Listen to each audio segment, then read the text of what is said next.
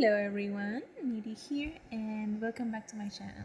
Yesterday I wasn't able to record anything because, I was a little bit sleepy and it was also one of those days where you guys know that my schedule goes berserk some days. It got better today though, mainly because I was able to figure out a way, even though it's not perfect, to finish stuff when I'm supposed to. I haven't given it a try, but I have the idea of it. Let's hope that it works. Anyways, I gotta admit that I had to look up a walkthrough for Baden Theater because I had no idea of what I needed to do to get the other endings, because so far I got like the first few that are like the basic, the ones that you get first and whatnot, where you basically unlock the other attributes that are required for the other endings. So I was pretty much kinda sorta stuck in a loop, and also you guys know that a sleep deprived brain doesn't think at all. So I pretty much just today, and actually yesterday, it was yesterday that I had the idea to look up a walkthrough on the fan wiki and see what happened. And it apparently worked. To be honest, I was a little bit scared that it wasn't going to work because I believe that it will work differently, because if I remember correctly, there's a PC version of Baden Theater and I have the mobile version because, I can't exactly play that many computer games as often as I want to because of my day job and whatnot. And yeah, I was a little bit concerned whether the walkthrough was going to be effective or not. And it was. And I gotta say, the more I play this game, the more I realize how much the characters kind of sort of subvert. There you go. The expectations that the player has. Because normally you expect, for example, like the Overlord to be this evil person that only wants to watch the world burn. But in reality, the Overlord is actually pretty chill. They actually don't even want to harm the humans. They pretty much, and that's quite the vibe, they pretty much just do like, they want to be in their castle doing their own thing, not being bothered and not bothering anyone. And honestly, and I know that I say this, but that's a mood.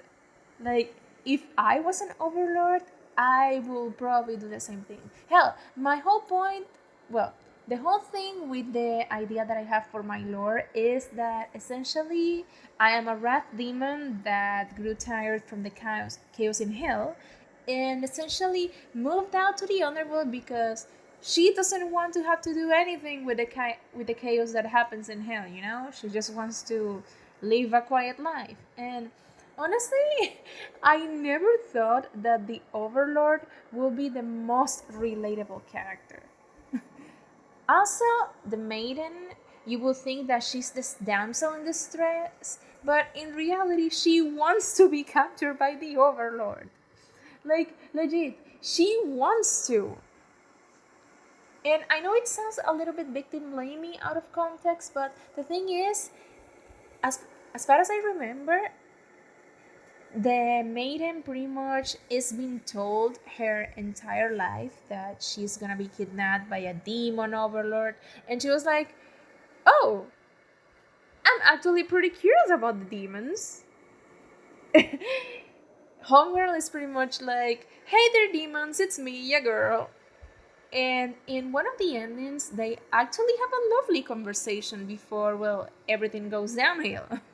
So, yeah, she is also one of the main reasons why I say that this game is essentially a vortex of subverted expectations, because you will think that the Overlord will want to kidnap the maiden, but no, they pretty much just like, I don't want to kidnap anyone. Leave me alone. The maiden is pretty much like, oh, I'm gonna be kidnapped by a demon overlord. That actually sounds pretty interesting. Like, I'm gonna talk to this person. I'm gonna go to their castle and talk to them. Now, the hero and the underling, I mean, they left an impression on me, but not as much as the overlord and the maiden. Because the thing is, the hero is just a dude doing his job, wanting to be diplomatic or flee like a coward, depending on what you choose.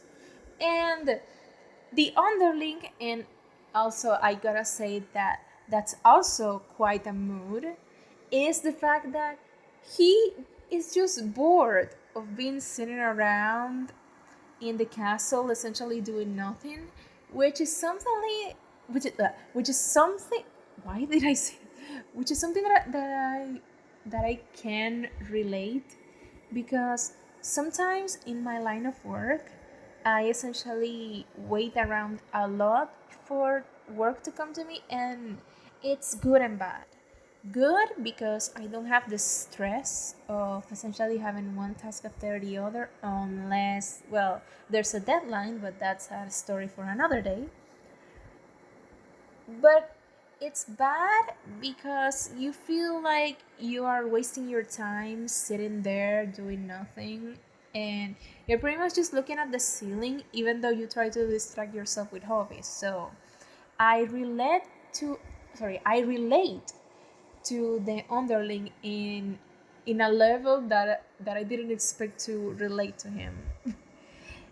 And depending on how much he complains and goes through with the plans of rebellion, so far I have only gotten the hungry attribute for him.